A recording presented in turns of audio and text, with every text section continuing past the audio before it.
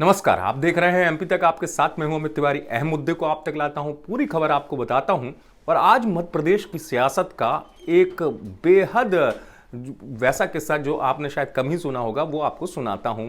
जो किस्सा, जो वाकया, जो कम लोगों को पता होगा, उस तरीके से कोई शख्स, अगर आप सोचिए कि ये सोच रहा हो मन में सियासत में कि मुझे मंत्री पद मिल जाए और मंत्री पद से कहीं ज़्यादा उसको मिल जाए, वो सोच ना पाए कि उसको क्या पद मिल गया है, ये अपने आप में बड़ी बात होती है। जी हाँ, हुआ मध्य प्रदेश की सियासत का ये किस्सा आपको बताऊंगा। इसके अलावा एक छोटा सा किस्सा और बताऊंगा।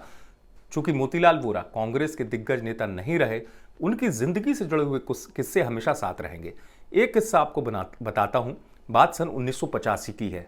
आप सोचिए कैसे कोई व्यक्ति मंत्री से कैसे एकदम ऊंचाइयों तक जाता है।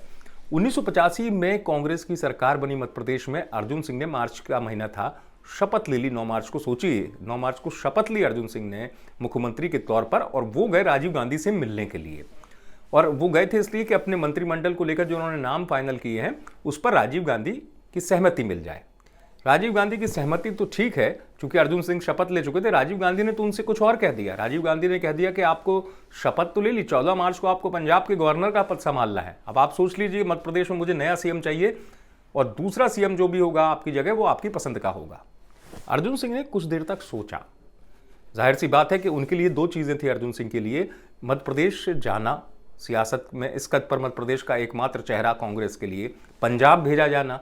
उनको वो समझ में नहीं आया। फिर इतनी जल्दी उनसे ये पूछ लेना कि आप दूसरा नाम बताइए, कौन आपकी जगह मध्य प्रदेश का सीएम बनेगा। अर्जुन सिंह ने थोड़ा सोचा।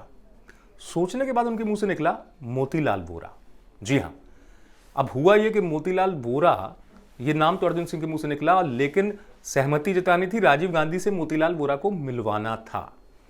तो इसलिए अर्जुन सिंह जो है, उन्होंने अपने बेटे अजय सिंह, जिनको आप जानते होंगे, नेता प्रतिपक्ष भी रहे, उनको फोन किया। उनको फोन किया कि स्पेशल विमान से मोतीलाल वोरा को लेकर आप आओ। मोतीलाल वोरा को लाने की जिम्मेदारी अजय सिंह को दी गई।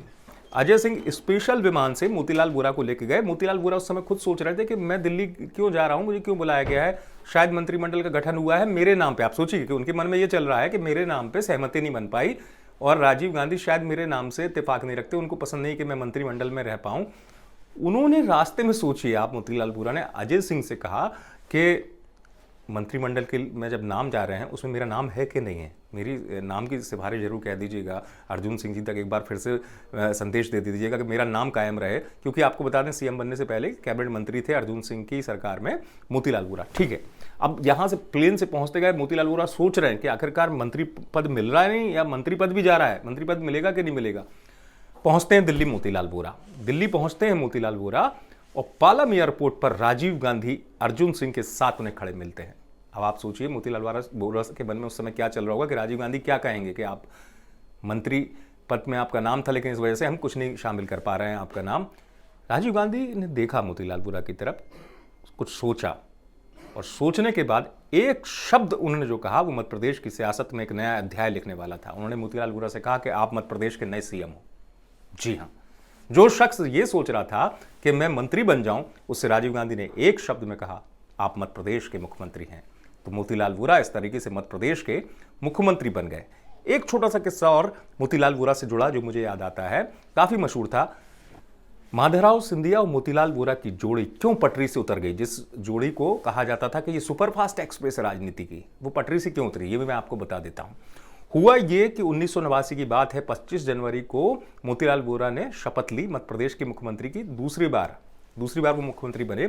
इस दौरान क्या हुआ, उसके कुछ महीनों बाद चुनाव होने थे, देश में लोकसभा चुनाव होने थे। राजीव गांधी ने राजनीतिक तौर पर एक बड़ी कदम को उठाया कि मध्य प्रदेश में जो कमान संभालेंगे प्रचार प्रसार की, वो दो बड़े चेहरे होंगे। एक होंगे माधवराव सिंधिया, दूसरे होंगे मोतीलाल वोरा।